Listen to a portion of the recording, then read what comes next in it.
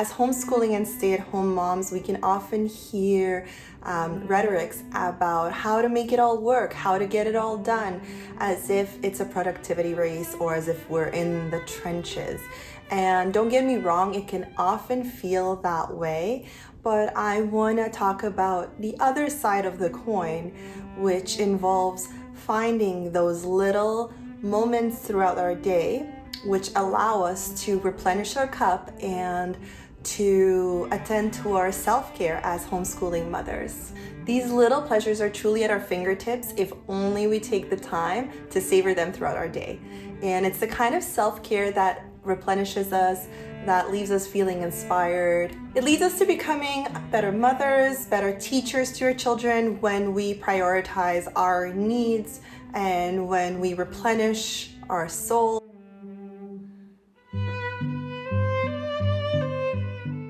Hello everyone, my name is Nieves and I'm a homeschooling mom of two who has decided to trade her career for a stay-at-home mom life, and so that's what I talk about on this channel. So staying at home with my children and homeschooling them has changed the way I think about self-care and the way that I approach these little things in life. It has allowed me the time to really indulge in them and find these pockets of time, get creative with them throughout the day, because obviously we're always around our children, to make time for these beautiful rituals as part of my day. And these things are so simple.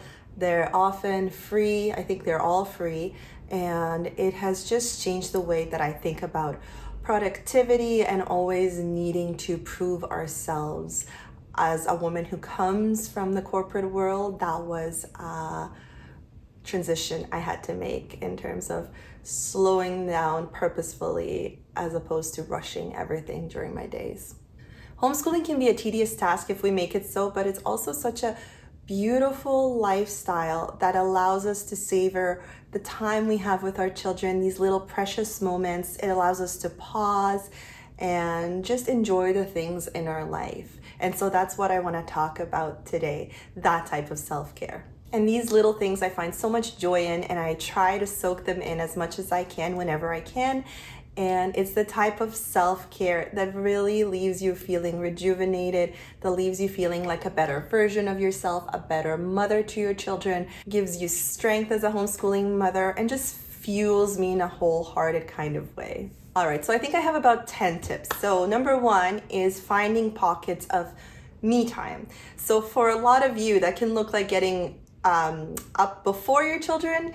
That's something I rarely do, I'll be honest. I really want to do that, but I tend to do the me time later in the evenings. My youngest one gets up pretty early. She gets up at 6:30. So I like sleeping in until she wakes us up and then just cuddling her in bed. And that's kind of part of our ritual at this time. Eventually, I would like to transition out of that and get up a little bit earlier. I'm hoping she can sleep until 7, so I can make it more worth it. Getting up at like 5:30, having an hour and a half, I think will really work well. I've done that in the past with my first, and it allowed me to fit in a workout, to fit in reading at the time, journaling, and just getting ready for our day. And these are true moments that right now, when I find those little pockets of time throughout my day, it's the time that I use to read my Bible, to connect with God, to read some books that are in my mother culture basket, and just really replenish my cup as a mother. It's also the time I use to set our intentions for the day, to go over how our day has been, but also to do some planning as well for the future. Number two is praying with my children. This is something that we integrated quite accidentally. If you have watched my channel, you'll know I'm fairly new to faith. I was an atheist for most of my life, and so I've been very intentional this last year and a half. Oh, my cat is scratching the chair, so if that's what you're hearing, if you're hearing strange noises, that's what it is. Okay. So this past year, I've been very intentional about finding the time to read the Bible, to read the Word of God, to take the time to think about it, talk about it. I've been finding that so useful, but also mainly pray. I was doing my prayers alone, and then when my father passed away very suddenly, my daughter suggested we say a prayer for him together. And so every day for a few weeks, we would say a prayer for my dad, her grandfather. And then that transitioned into us saying a prayer every day of gratitude, of connecting with God. And I feel like it's a wonderful ritual we have created as part of our nighttime routine with her. I'm very much of the opinion that you pray alone and it's a solitary task. But I also think as a mother, it is my role to guide and disciple my children. And so that involves praying with her. I think it has changed the way that my children think of the world. It has given them a gratitude for their life just naturally by praying and thanking God for all the blessings in our life. And it ends the day on such a beautiful note. Number 3 is going on a walk. And nearly every day, my kids and I, we go on a walk through the forest, and I go at their pace. We take the time to enjoy the sunshine, the flowers, the trees, and just play around in the forest. But I also, especially now in the summer, really enjoy taking the time for a solitary walk. So I normally fit that in at the end of the day when I put my kids to bed. I have about 45 minutes of time before the sun sets. So I go out on a walk, and I normally have either an audiobook, a podcast, or sometimes I listen to music. And it's just such a good time for me to ground myself and to do so while moving my body. And so I find that really helpful. I always feel better when I do it. And I always feel also like I get a little burst of energy at the end of my day. Number 3 is being in nature, connecting with nature, and learning about nature. And that's something that I started doing purposefully when I was reading Home Education by Charlotte Mason.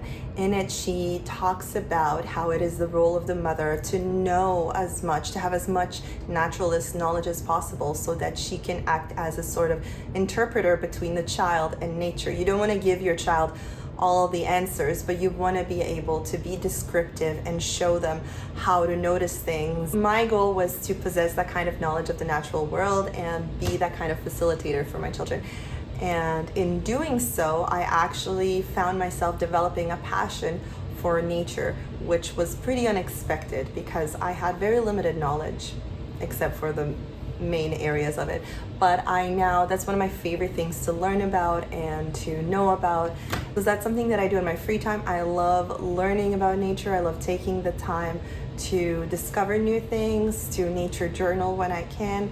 And I feel like I've been showing up as a more prepared and more knowledgeable mother. And that's the wonderful thing about homeschooling. It's that the learning just never stops. And I always feel like I'm getting a second education and a more in-depth education than I ever got, because honestly, some of the things we're learning now at the kindergarten level, I don't think I've ever even learned in life.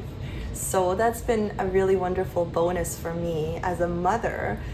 Everything I'm gaining from our homeschooling experience. Being in nature is so important. As a species, we've just insulated ourselves so much in this man-made world. We're in air-conditioned rooms, like you might hear air conditioning in the background right now. We are wearing hard-soled shoes around, like synthetic fabrics. We are just so disconnected from the natural world that we need to be intentional about stepping out in it and immersing ourselves in it.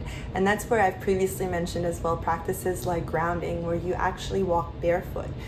That just helps you connect to Mother Earth. Being in the man-made world versus the natural world is such a big contrast to my 5 senses and just my feelings as well. I always feel so replenished, and even, if I'm having really, really tough days or I'm going through something very difficult, I feel more at peace in the woods, in the forest, in a field than I do if I'm at the mall, if I'm at a Starbucks, if I'm in a restaurant. That just feels like it's completely just messing with my nervous system in a way. Number 5 is connecting with friends, with family, with my husband especially. I love when we take the time to sit down together and have a purposeful date where we talk, where we share our day, where we talk about what our plans are, where we make our plans, and just even things like go over our finances together or go over what we're going to be eating as a family that week. It's a connective type of experience to be doing it as a team. And likewise, having friends that you share with is just such a beautiful thing in life. And I think that we cannot do it alone. So we do need community. Community is so, so, so important. A lot of people find that in church. We haven't found a church yet. I would love to go to a church and get that sense of community in that way. But having neighbors where you can help them, they can help you. Just being more open and more welcoming of other people, and to get that sense of community, you need to put in the effort. You need to be able to respond to your friends. You need to be able to write back to them, hop on the phone and have a phone call with them, and make time for events, for celebrations, for seeing people, and likewise also welcome people into your home. So yeah, connecting with people would be number 5. Number 6 is bringing in beauty into my home. And that's something that I realized really doesn't need to be expensive. Before, when we were on a double income, and years ago when my perspective was very different, that looked like me shopping through HomeSense and bringing in any new seasonal thing that was out like months before the season even began. And like that would get that thrill of dopamine hitting me, and sure enough, I don't think any of those things are in my home anymore. So bringing in beauty in your home in the forms of wildflowers or flowers you're harvesting, or going to the thrift shop, picking out some beautiful baskets to display your children's toys in, or to have a nice vase that's sitting on your table. I bought this, I think it was a wine decanter, and it's just made out of crystal glass, and it's so sturdy. It actually fell down once and it broke the drawer of my fridge, but it didn't break the actual container itself. And I use that just as a water jug.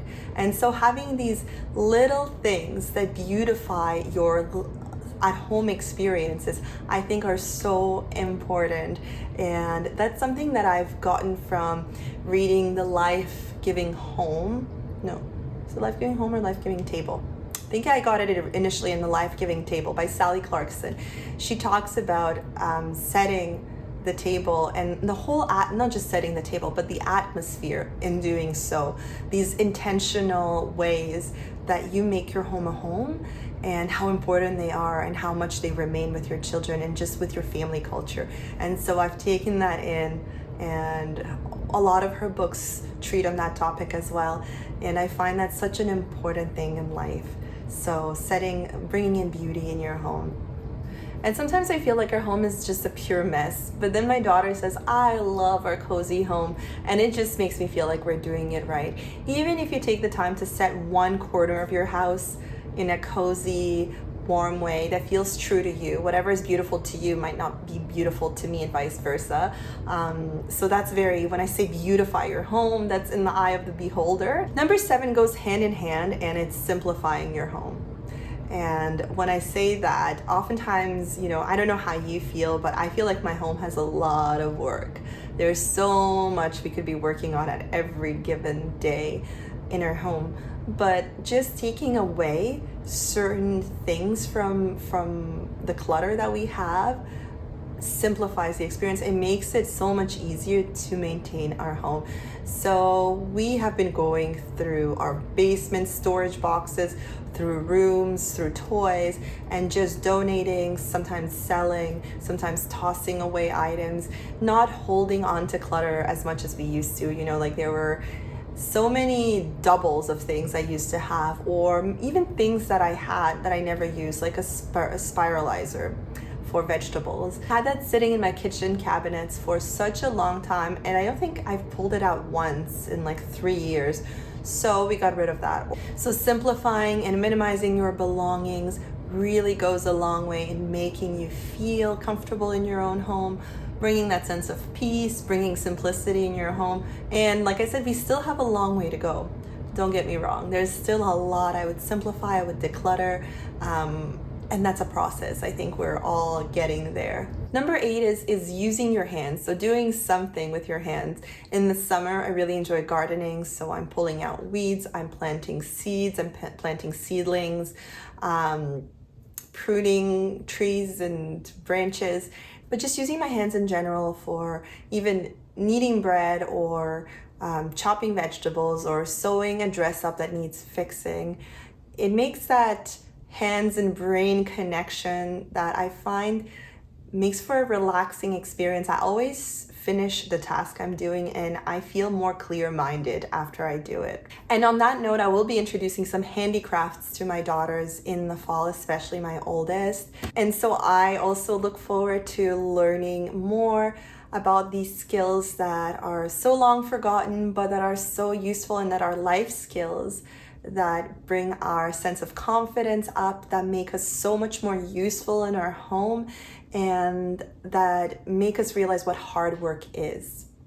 And I also love the idea of my daughters creating something with their hands as a gift to someone and seeing how much work just goes into that, as opposed to going to a shop and picking out a random gift and spending the money to do so, as opposed to spending their time to do so. I really love that kind of work ethic, and I really want to instill it in them. Number 9 is listening to a really good soul-filling podcast or reading a good book by other homeschoolers and other homeschooling moms. That just always leaves me feeling so inspired and ready to take on the task. So I can talk about that without sharing some favorites I will be name dropping here. It's the kind of heart-filling and inspiring content that just makes me a better mother, teacher, spouse in general. I have a lot of podcasters and a lot of books that I've read that I really enjoy, but I will be sharing 2 specific ones in here because we are Charlotte Mason homeschoolers, and I think there is some content that would be really beneficial to a lot of you if you're not familiar with it. So, and if you are, I know you'll know what I'm talking about. So the first one is The Commonplace by Autumn Kern. She has a wonderful podcast and YouTube channel.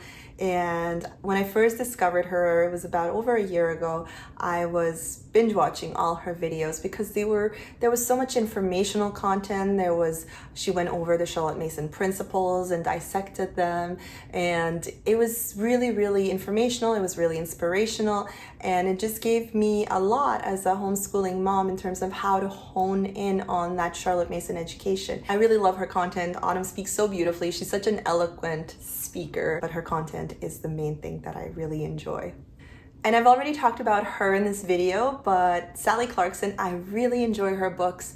I think when it comes to motherhood self-care or homeschooling mom self-care, including reading her books goes a long way. She is so inspiring. There's not any way that you could be reading her book and not feeling like taking action in your own life. And my husband always says that I'm reading one or another of her books all the time. She has a lot of books out, and I feel like I'm either reading a new book by her or I'm rereading old books. Like right now, when I'm going on my walks, I'm listening to A Waking Wonder yet again. I think this is my 3rd time, because I feel like you can be reading a book and you can take things out of it and you can apply them to your life, but then years go by and you sort of forget what it is that you've read. So I like to refresh my memory, and I like to refresh the momentum of the inspiration I get out of it. So I am listening to it again, and I feel like I'm deriving so much from it, and it's inspiring me again